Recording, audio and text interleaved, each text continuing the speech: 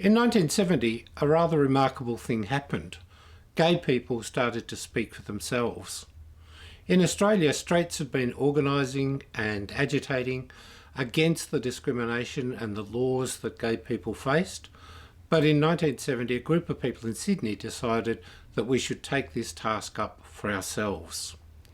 They formed an organisation called Campaign Against Moral Persecution, CAMP for short. At a time when camp meant homosexual, it was the most commonly used word by gay people themselves, because gay didn't turn up till 1972. CAMP then was a very open organisation, proclaiming what it was and what it was about. Straight people were allowed to be members, but this was an organisation by and for homosexuals or camps or gays. The breakthrough moment came in September 1970 when the Australian, then a rather liberal newspaper, published a full-page article about CAMP.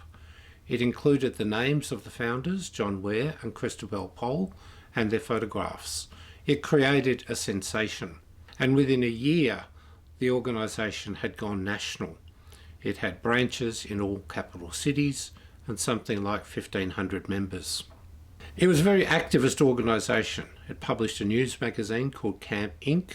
It sent out speakers to community organisations. It lobbied and agitated newspaper editors and politicians. John Ware had the opinion at one point that it would be 20 years before gay people in Australia took to demonstrating in the streets, which is what they'd been doing in the United States for a few years by this stage. In fact, it wasn't 20 years. A little over a year later, CAMP organised its first public protest outside the Liberal Party headquarters in Sydney.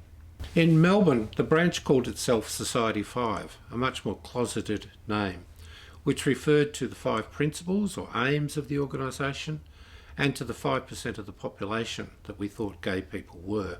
It had something like 600 members. One of CAMP's great innovations was the creation of club rooms. Melbourne followed Sydney in this, having a number of locations including Queensbury Street. These were places where people could gather for social events, dances or other kinds of socialising, but also to organise their political work and to hold meetings.